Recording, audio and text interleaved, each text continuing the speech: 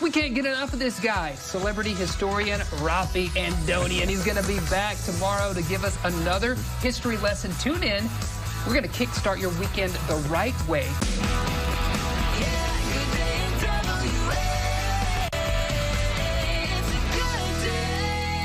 Happy Friday. It's March 24th. Welcome to Good Day NWA. I'm Jason Sewell. Here's a tease ahead to what's coming up on today's show.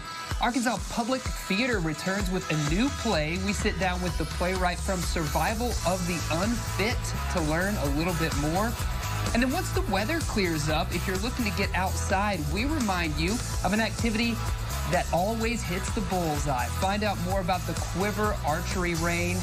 And one dance company is taking Northwest Arkansas by storm. We meet there. They are right there, the members of Novel Dance Company. Find out when and where they will be performing. That's all coming your way today right here on Good Day NWA.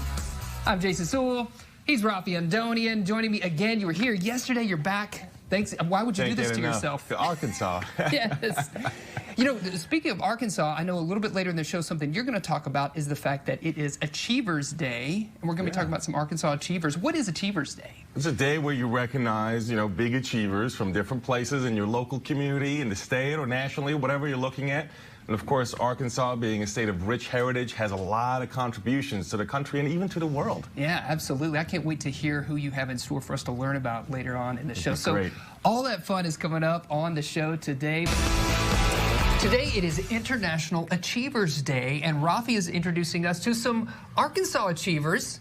That's what we're going to do right now, isn't it? Let's do it. Let's dive in. Yes. We talked about earlier, we were talking about Devo Davis and how much of an achiever he is.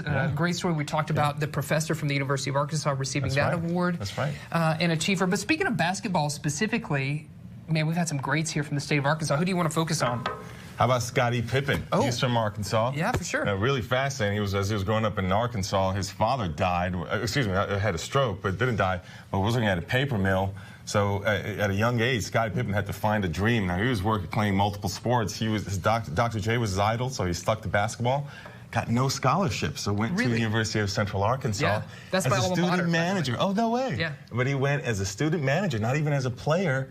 And look at the journey he took after that, right? 6 NBA titles, multiple All-Stars, Hall of Fame member, top 50 NBA player officially designated.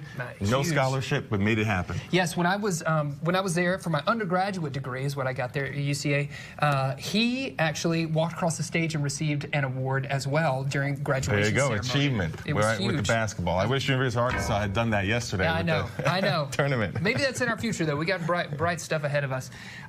Also, let's focus on another one here in Northwest Arkansas. Is a name we're all familiar with. Tell us about Sam Walton. Oh, Sam Walton is, of course, incredible achiever worldwide. Changed the industry. Yeah. Now, he's been all over the place. He lived briefly in Missouri, went to college there, lived in Oklahoma, but Arkansas is where he made home. A couple things that are really interesting about him. He actually took over a 5 and dime store, multiple franchises called Ben Franklin of all things, which is great for my history reference, of course. I love that history. But he sort of pioneered discounting the way that he did. He was willing to take a lower margin so he could sell more. Well, when he went to 5 and dime to the Ben Franklin franchises and said, "Hey, I want you to cut your margin so I could cut mine," they said no, they weren't willing to do it. So he started Walmart, or what we know as Walmart, as sort of an alternative to try that model. Of course, that grew. About 20 years later, it became the largest retailer. Yeah. And it still continues to grow. We had about 1,700 in 1990, which made it the largest retailer, but now it's more than 10,000. What's really interesting about Walton, though, is he started as a newspaper boy, had that journey as a reaction. He pioneered other things, too, like the just-in-time inventory is something that he pioneered that we still use today. Yeah. But what's funny is he drove a pickup truck. Yeah, of course. He's a regular guy. It's in the museum here in Bentonville. Yeah. So it really goes to show you how he kind of remembered his humble roots. Yeah, for sure. Now let's take a step back in time. Who do you have for us? I think there's a general.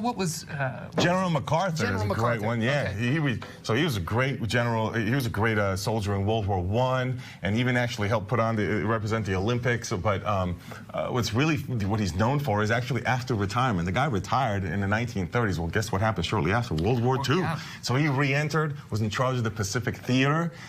know, accepted the surrender of Japan, and he is one of very few 5-star generals we've ever had in American history. Wow, that is impressive. And then before we get through with this, I think we got to talk about one of my favorites. We're talking about music. What can you tell us about an Arkansas Johnny achiever? Cash, come on. Johnny Cash is, of course, legendary. My favorite movie ever is actually Walk the Line. Walk the Line, I love that movie. Really fascinating person, of course, from right here in Arkansas. He's in the Arkansas Entertainers Hall of Fame, the Rock and Roll Hall of Fame. He's gotten Lifetime Achievement Awards for the Grammys. And, you know, his stories are incredible. Here's my favorite story that takes place right here in Fayetteville with Johnny Cash. So his guitarist, his original guitarist, died in a house fire. Okay. But in 1968, at a performance, it was the same year that the guitarist died, in a performance here in Fayetteville, he could get a guitarist from the crowd to come up on stage.